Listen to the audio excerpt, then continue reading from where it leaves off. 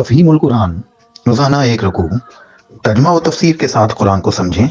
Subscribe کریں اور جڑے رہیں۔ يسألونك عن الشهر الحرام قتال فيه قل قتال فيه كبير وصد عن سبيل الله وكفر به والمسجد الحرام وإخراج أهله منه أكبر عند الله والفتنة أكبر من القتل ولا يزالون يقاتلونكم حتى يردوكم عن دينكم إن استطاعوا ومن يرتد منكم عن دينه فيمت وهو كافر فأولئك حبطت أعمالهم في الدنيا والآخرة وأولئك أصحاب النار هم فيها خالدون۔ لوگ پوچھتے ہیں ماہ حرام میں لڑنا کیسا ہے؟ کہو اس میں لڑنا بہت برا ہے، مگر راہ خدا سے لوگوں کو روکنا اور اللہ سے کفر کرنا اور مسجد حرام کا راستہ خدا پرستوں پر بند کرنا اور حرم کے رہنے والوں کو وہاں سے نکالنا اللہ کے نزدیک اس سے بھی زیادہ برا ہے، اور فتنہ خوریزی سے شدید تر ہے۔ وہ تو تم سے لڑے ہی جائیں گے، حتیٰ کہ اگر ان کا بس چلے تو تمہیں اس دین سے پھیر لے جائیں، اور یہ خوب سمجھ لو کہ تم میں سے جو کوئی اس دین سے پھرے گا، کفر کی حالت میں جان دے گا، اس کے اعمال دنیا اور آخرت دونوں میں ضائع ہو جائیں گے۔ ایسے سب لوگ جہنمی ہیں اور ہمیشہ جہنم ہی میں رہیں گے، اور فتنہ خوریزی سے شدید تر ہے۔ یہ بات ایک واقعے سے متعلق ہے۔ رجب 2 ہجری میں نبی صلی اللہ علیہ وسلم نے 8 آدمیوں کا ایک دستہ نخلا کی طرف بھیجا تھا، جو مکے اور طائف کے درمیان ایک مقام ہے، اور اس کو ہدایت فرما دی تھی کہ قریش کی نقل و حرکت اور ان کے آئندہ ارادوں کے متعلق معلومات حاصل کرے۔ جنگ کی کوئی اجازت آپ نے نہیں دی تھی، لیکن ان لوگوں کو راستے میں قریش کا ایک چھوٹا سا تجارتی قافلہ ملا، اور اس پر انہوں نے حملہ کر کے ایک آدمی کو قتل کر دیا اور باقی لوگوں کو ان کے مال سمیت گرفتار کر کے مدینے لے آئے۔ یہ کارروائی ایسے وقت ہوئی جبکہ رجب ختم اور شعبان شروع ہو رہا تھا، اور یہ امر مشتبہ تھا کہ آیا حملہ رجب یعنی ماہ حرام ہی میں ہوا ہے یا نہیں۔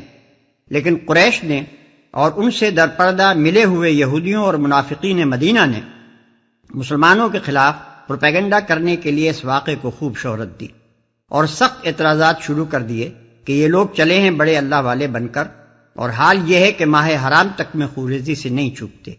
انہی اعتراضات کا جواب اس آیت میں دیا گیا ہے۔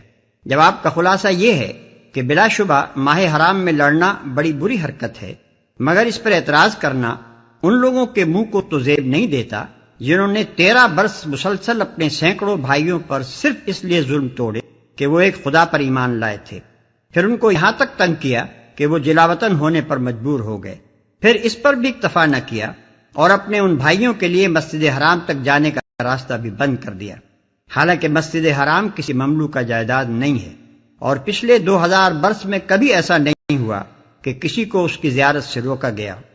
اب جن ظالموں کا نامہ اعمال ان کرتوتوں سے سیاہ ہے، ان کا کیا منہ ہے کہ ایک معمولی سی سرحدی جھڑپ پر قدر زور شور کے اعتراضات کریں، حالانکہ اس جھڑپ میں جو کچھ ہوا ہے وہ نبی کی اجازت کے بغیر ہوا ہے، اور اس کی حیثیت اس سے زیادہ کچھ نہیں ہے کہ اسلامی جماعت کے چند آدمیوں سے ایک غیر ذمہ دارانہ فعل کا ارتکاب ہو گیا ہے۔ اس مقام پر یہ بات بھی معلوم رہنی چاہیے کہ جب یہ دستہ قیدی اور مال غنیمت لے کر نبی صلی اللہ علیہ وسلم کی خدمت میں حاضر ہوا تھا تو آپ نے اسی وقت فرما دیا تھا کہ میں نے تم کو لڑنے کی اجازت تو نہیں دی تھی، نیز آپ نے ان کے لائے ہوئے مال غنیمت میں سے بیت المال کا حصہ لینے سے بھی انکار فرما دیا تھا، جو اس بات کی علامت تھی کہ ان کی یہ لوٹ ناجائز ہے۔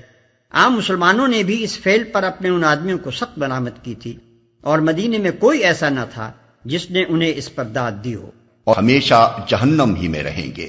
مسلمانوں میں سے بعض سادہ لوح لوگ جن کے ذہن پر نیکی اور صلح پسندی کا ایک غلط تصور مسلط تھا، کفار مکہ اور یہودیوں کے مذکورہ بالا اعتراضات سے متاثر ہو گئے تھے۔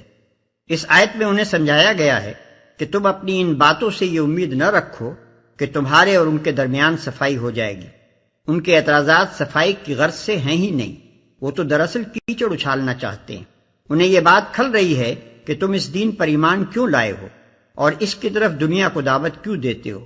بس جب تک وہ اپنے کفر پر اڑے ہوئے ہیں اور تم اس دین پر قائم ہو، تمہارے اور ان کے درمیان صفائی کسی طرح نہ ہو سکے گی۔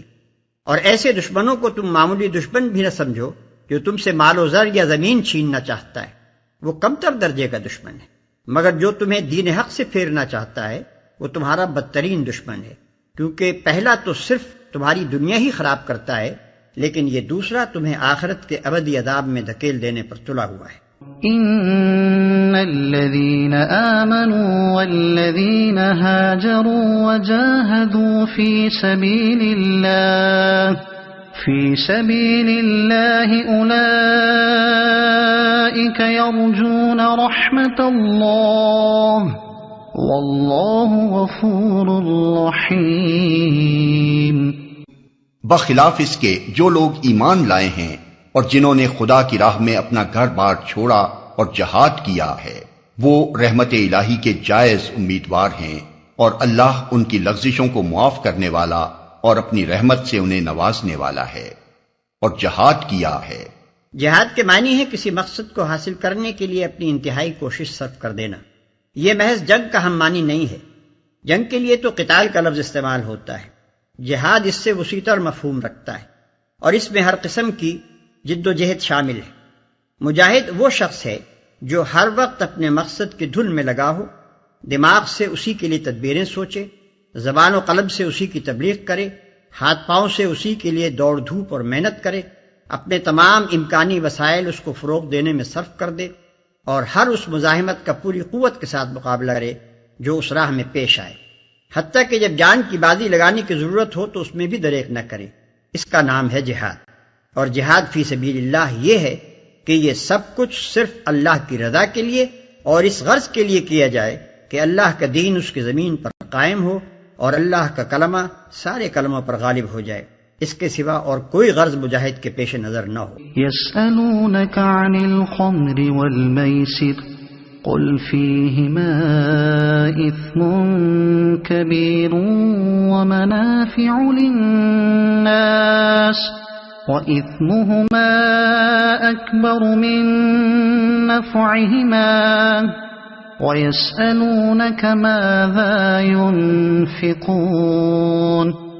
قل العفو كذلك يبين الله لكم الآيات لعلكم تتفكرون في الدنيا والآخرة۔ پوچھتے ہیں شراب اور جوئے کا کیا حکم ہے؟ کہو ان دونوں چیزوں میں بڑی خرابی ہے، اگرچہ ان میں لوگوں کے لیے کچھ منافع بھی ہیں، مگر ان کا گناہ ان کے فائدے سے بہت زیادہ ہے۔ پوچھتے ہیں ہم راہ خدا میں کیا خرچ کریں؟ کہو جو کچھ تمہاری ضرورت سے زیادہ ہو۔ اس طرح اللہ تمہارے لیے صاف صاف احکام بیان کرتا ہے، شاید کہ تم دنیا اور آخرت دونوں کی فکر کرو، مگر ان کا گناہ ان کے فائدے سے بہت زیادہ ہے۔ یہ شراب اور جوئے کے متعلق پہلا حکم ہے، جس میں صرف اظہار ناپسندیدگی کر کے چھوڑ دیا گیا ہے تاکہ ذہن ان کی حرمت قبول کرنے کے لیے تیار ہو جائیں۔ بعد میں شراب پی کر نماز پڑھنے کی ممانعت آئی، پھر شراب اور جوئے اور اس نوعیت کی تمام چیزوں کو قطعی حرام کر دیا گیا۔ ملاحظہ ہو سورہ نساء آیت 43، سورہ مائدہ آیت 90۔ وَيَسْأَلُونَكَ عَنِ الْيَتَامَى قُلْ إِصْلَاحٌ لَهُمْ خَيْرٌ وَإِن تُخَالِطُوهُمْ فَإِخْوَانُكُمْ وَاللَّهُ يَعْلَمُ الْمُفْسِدَ مِنَ الْمُصْلِحِ وَلَوْ شَاءَ اللَّهُ لَأَعْنَتَكُمْ إِنَّ اللَّهَ عَزِيزٌ حَكِيمٌ۔ پوچھتے ہیں یتیموں کے ساتھ کیا معاملہ کیا جائے؟ کہو جس طرز عمل سے ان کے لیے بھلائی ہو وہی اختیار کرنا بہتر ہے۔ اگر تم اپنا اور ان کا خرچ اور رہنا سہنا مشترک رکھو تو اس میں کوئی مذائقہ نہیں، آخر وہ تمہارے بھائی بند ہی تو ہیں۔ برائی کرنے والے اور بھلائی کرنے والے دونوں کا حال اللہ پر روشن ہے۔ اللہ چاہتا تو اس معاملے میں تم پر سختی کرتا، مگر وہ صاحب اختیار ہونے کے ساتھ صاحب حکمت بھی ہے، وہی اختیار کرنا بہتر ہے۔ اس آیت کے نزول سے پہلے قرآن میں یتیموں کے حقوق کی حفاظت کے متعلق بار بار سخت احکام آ چکے تھے، اور یہاں تک فرما دیا گیا تھا کہ یتیم کے مال کے پاس نہ پھٹکو، اور یہ کہ جو لوگ یتیموں کا مال ظلم کے ساتھ کھاتے ہیں وہ اپنے پیٹ آگ سے بھرتے ہیں۔ ان شدید احکام کی بنا پر وہ لوگ جن کی تربیت میں یتیم بچے تھے اس قدر خوفزدہ ہو گئے تھے کہ انہوں نے ان کا کھانا پینا تک اپنے سے الگ کر دیا تھا، اور اس احتیاط پر بھی انہیں ڈر تھا کہ کہیں یتیموں کے مال کا کوئی حصہ ان کے بال میں نہ مل جائے۔ اسی لیے انہوں نے نبی صلی اللہ علیہ وسلم سے دریافت کیا کہ ان بچوں کے ساتھ ہمارے معاملے کی صحیح صورت کیا ہے۔ ولا تنكحوا المشركات حتى يؤمنوا ولأمة مؤمنة خير من مشركة ولو أعجبتكم ولا تنكحوا المشركين حتى يؤمنوا ولعبد مؤمن خير من مشرك ولو أعجبكم أولئك يدعون إلى النار والله يدعو إلى الجنة والمغفرة بإذنه وَيُبَيِّنُ آيَاتِهِ لِلنَّاسِ لَعَلَّهُمْ يَتَذَكَّرُونَ۔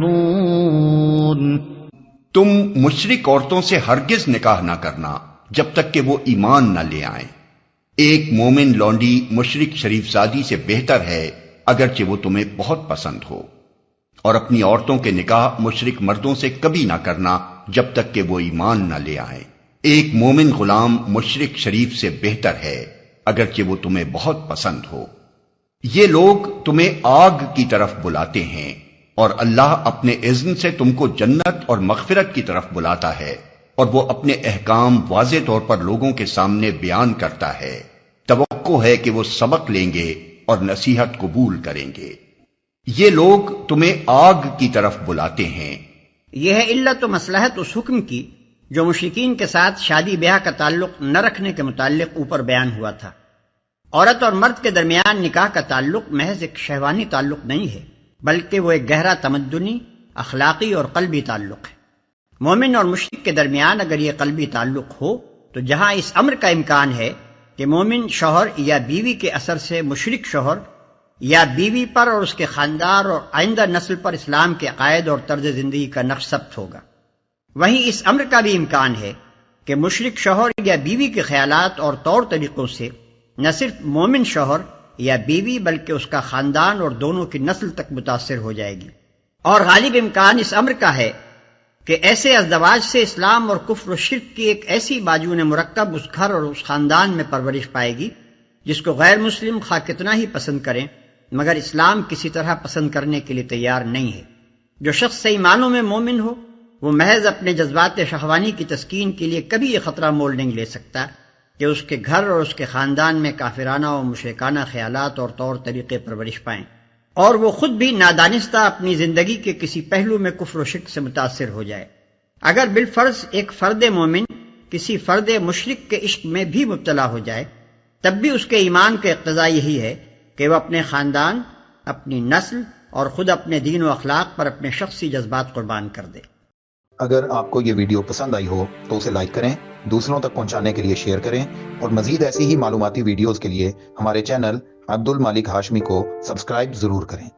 نئی اپڈیٹس کے لیے بیل آئیکن دبائیں تاکہ آپ کو ہماری ہر نئی ویڈیو بر وقت مل سکے۔ آپ کی حوصلہ افزائی ہمیں مزید بہترین مواد بنانے میں مدد دے گی۔ شکریہ۔